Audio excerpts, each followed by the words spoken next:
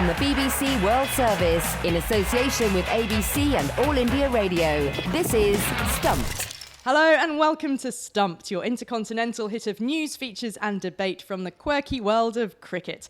I'm Alison Mitchell, speaking to you this week from the Fentiman Arms, a cricket-friendly pub that is only a Virat Kohli 6-hit away from the Oval in South London, the ground that's the venue for this weekend's Men's Cricket World Cup showdown between India and Australia. We've come to the upstairs room in the pub. We're surrounded here by leather-bound books, National Geographic volumes and all sorts. And pleased to say as well that joining me for this week's show from the ABC is Geoff Lemon, and from All India Radio, Prakash Wakankar. Prakash, a belated welcome to the tournament, first of all, for you. How are you? Very good, thank you. Always great to be back. And Geoff, you've been travelling all around, and now we bring you to a pub, one of your favourite surroundings. Well, it's nice to be here at 10 in the morning. It makes me feel at home. Some lepidoptery on the walls, a lot of butterfly diagrams, all kinds of lovely stuff here. Yeah, the time of our recording is important because, of course, it is a little bit quiet here, but certainly the scene is set, and this is one of my favourite haunts to come for a little post-match drink after the Oval. There's a lovely beer garden out the back as well, just a little bit wet for us to be outside in that today.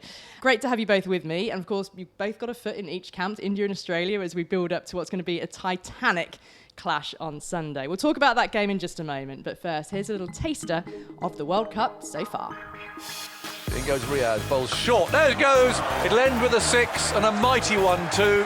Puran has completed West Indies' comprehensive victory here. Can't even call it a victory, it's an absolute thrashing. There's Mendes into Mumro, and that's just worked back with the square on the leg side, clipped off the pads for a single, and that clinches an emphatic victory for New Zealand. 10-wicket victory over Sri Lanka. Tahir cuts it away, comes through for one. Bangladesh have beaten South Africa. Here's the last ball, hurled down the leg side, and it'll in fact go for 4. Adil Rashid shakes Wahab Riaz by the hand. Pakistan win by 14 runs. Here's Fulakwayo in again, bowls, and this time he's cracked it away off the back foot, and this is it! It races away to the square third-man boundary for 4. India winners by 6 wickets here in this first game. Smith bobs up and down, waiting for O'Shane Thomas, and he gets flicked away, and brilliantly caught! Wonderful cricket, but a staggering take on the boundary edge. Sheldon Cottrell it was. So there you have it, upsets, close finishes, great batting, hostile bowling, and some amazing catches. Geoff, I've got to come to you first because we had the catch by Sheldon Cottrell to dismiss Steve Smith, and that was really something else. Plucking the ball out of the air one-handed, having the balance, the speed, the presence of mind to throw it in the air and catch it again after he'd got on the right side of the rope. Last week we talked about Ben Stokes' catch.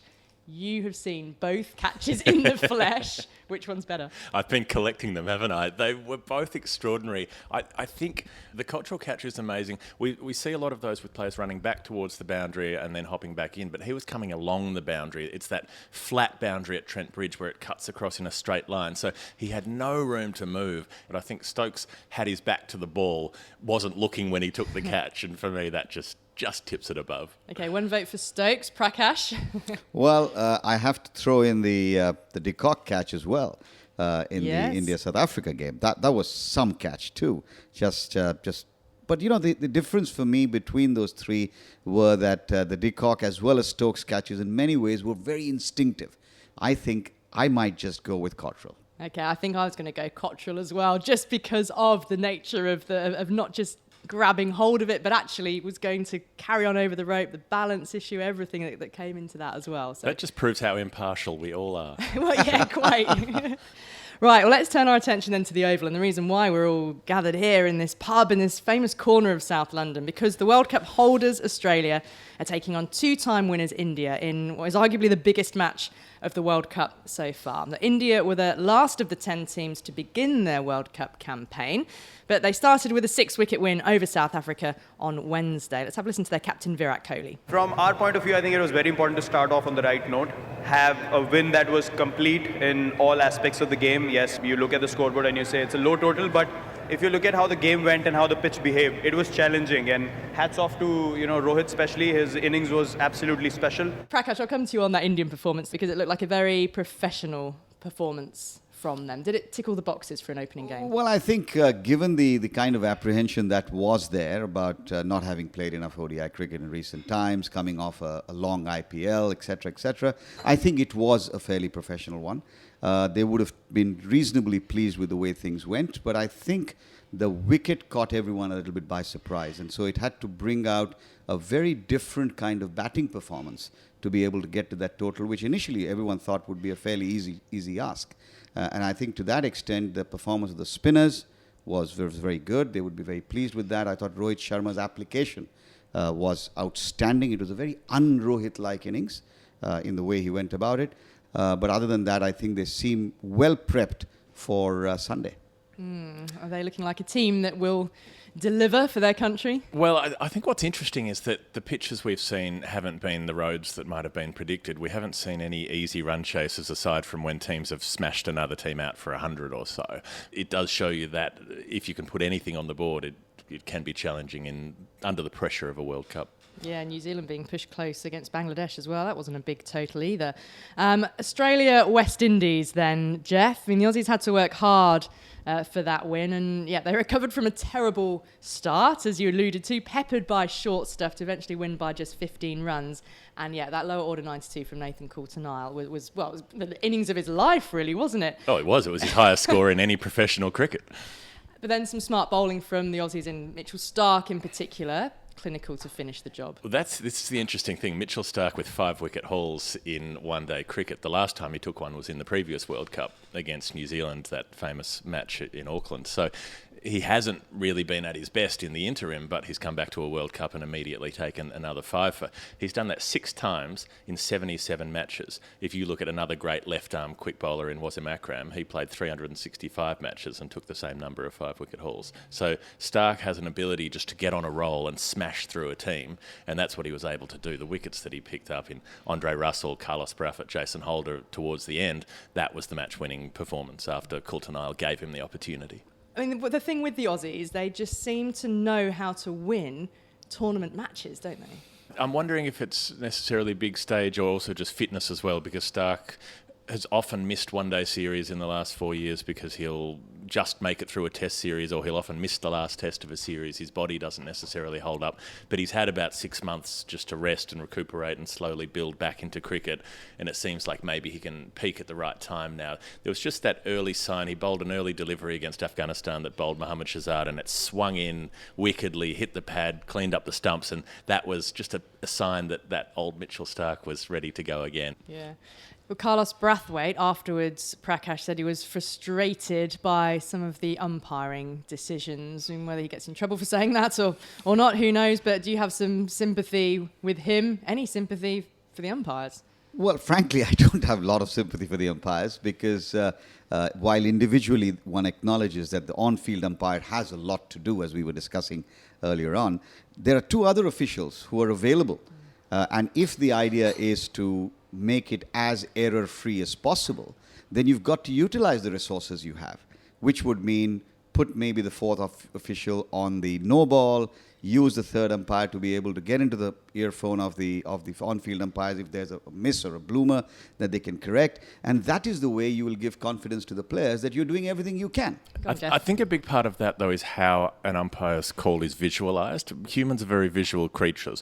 And so when you see a DRS projection of a leg before, it's not showing you something that did happen. It's showing you a best guess of something that might have happened. And the margin for error is relatively small. I think it's under a centimetre these days, but they give a margin for error which is half the width of the ball because that's supposed to compensate for, giving some control to the on-field umpires. But when you see a visualisation that shows a ball hitting a stump, of course everybody watching it says, well, that's hitting the stumps, it's out. I think instead they should be showing the field in which the ball could have travelled, which is actually wider than the width of a ball, which would say it could be missing or it could be hitting. Yeah, I feel where ball tracking is at the moment that it is about as much clarity as there is. I feel quite comfortable that if the ball is shown to be clipping, then it remains with the on-field umpire if he gave it out.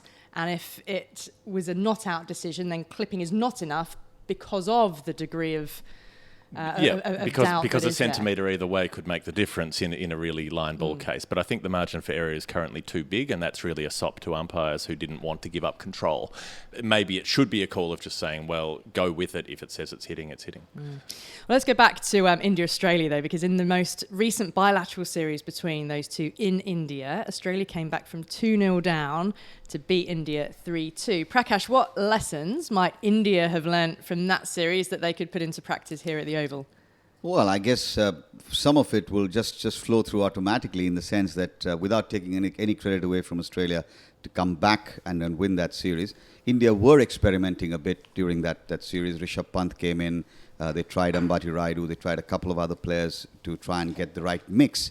That being said, I think given the choice of the players they have here at the World Cup, India will just want to be conscious and aware that Australia, to me, for the first time in a World Cup, have come in where maybe expectations aren't as high as they were. What are the Aussies going to have to think about, Geoff? Well, I think they need to take into account the conditions at the Oval, because what we've seen there so far is that, okay, there have been a couple of 300 scores, but it hasn't been the easiest place to bat necessarily starting out on an innings, and particularly to chase. So Australia need to be able to build something that's substantial enough, but not necessarily get carried away with needing too big a score, or, well, likewise for India if they bat first. And with that quality of bowling they have, particularly Bumrah, who was just delightful against South Africa. It was one of the great one-day spells, really. The way that he could operate with shifting his pace a little bit on that wicket, the way the spinners could come into play. Maybe Australia need to look at bowling Nathan Lyon, who played very well against India over in their conditions. Okay, well, let's move on. I was finishing off a piece of croissant then. Let's move on to another of the biggest talking points from the first week of the World Cup, which is the sorry state of South Africa. 3 matches, 3 defeats for them so far, including one at the hands of Bangladesh, of course. Now, South Africa came into the tournament ranked 3rd in the world, but already it looks like being another World Cup of disappointment for a team that has never got past the semi-finals. I've been speaking to their former batsman, Ashwell Prince. Yeah, it has been a terrible start so far, but I think if you're part of the team structure, if you're part of the setup, you have to be sitting there and thinking to yourself and doing some analysis and think that in England and India, you've lost to 2 of the favourites. So that could have happened under normal circumstances. Maybe that could have happened in game 5 and 7, hypothetically, if you weren't playing them in the first 2 or first 3 matches. So that could have happened anyway. I think they would be very disappointed at losing to Bangladesh. Well, that's Ashwell Prince, who reached the semi-finals of the World Cup with South Africa in 2007. We'll discuss their chances in a moment. The bombshell for me was the news that came out in the wake of the India defeat that A B de Villiers told Cricket South Africa he'd be prepared to come out of international retirement to play this World Cup. If you read the response from CSA, they say that this offer came on the day that they were announcing the squad, which strikes me as not very helpful, but also not very helpful that the news has come out in the wake of these early defeats. And the question is where it came out from. Did it come from his side of things or from the other side of things, and whose agenda is it serving that we're discussing it right now? He wouldn't necessarily have been a good addition if his head was so all over the place that he was deciding a day out rather than 3 months out or 4 months or 6 months out to make himself available. What did you make of it all, Prakash? I would agree with Geoff. I mean, look, end of the day, these are all great cricketers, great sportsmen. I'm sure they don't make those decisions lightly whenever they do. But having made them, it's one thing for the board or the team to come back to you and sort of seek you out and say, look, we need you to come back. And if it really is true that it happened a day or 2 before, that's a non-starter for me. Well, let's have a quick look at the other 2 World Cup matches taking place this weekend as we're sitting here at the Fentiman Arms. England against Bangladesh in Cardiff, then. That's going to be an important one this week. England were a lot of people's favourites coming into the tournament, but you just got to wonder, has a surprise defeat to Pakistan exposed some cracks? Prakash, could that be exploited by Bangladesh? He's shaking his head. Well, no. I mean, look, I think, you're bound to have one-off game, and it's good that England got that out of the way, in my mind, early on. I maintain, as I have since the beginning of the tournament, that this is England's World Cup to lose. It's England's World Cup to lose, and they will. No, I think they'll be fine. Why do we have an Aussie on this show? I think the fans are much more spooked than the players. I think this England team, they're settled, they're confident, they don't mind the odd loss here and there. You can afford a couple in this format. It's really just that entrenched sort of decades of pain from England supporters who were around in the 90s and 2000s who immediately decide that they're going to lose and crawl up in a ball on the floor and sob and rock back and forth. But he'll be fine. Owen Morgan's fine. He's relaxed. His players are relaxed. He'll be good. The other game on Saturday sees Afghanistan take on New Zealand in Taunton. Are you seeing anything other than a New Zealand victory there, Geoff? Well, not really, particularly given Mohamed Shahzad has just been ruled out of the World Cup. He didn't look fit coming into it, and he didn't look fit in either of the matches that he played. Afghanistan is that kind of team, right? I mean, the heart always wants them to win. For the sake of that team, for the sake of that nation again, and for world cricket, because you want teams like that to do well. But again, can't disagree with what Geoff's saying. They're a little bit light in terms of the ability to sort of see a game through. Right, before we regretfully leave the Fentiman Arms here around the corner from the Oval Cricket Ground, I just want to get from both of you the tournament highlight, just something that you might have seen or heard as you've both been travelling around the country and been to various different venues so far. Geoff, give us a World Cup observation. I think the fact that the supposedly neutral games have been packed out.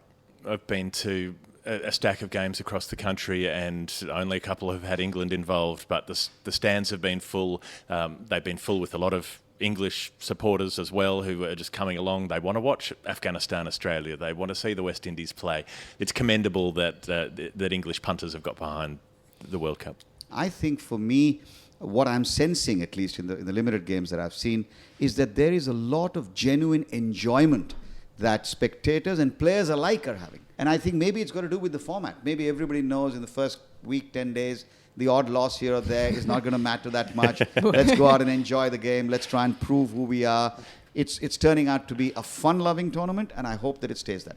That's all we've got time for then on this week's Stumped from the Fentiman Arms in the shadow of the Oval. We'll be back next week with more news, debate and features from the Men's Cricket World Cup. My thanks then to Geoff Lemon and Prakash Wakankar, and to all of you for listening. See you soon. Bye-bye.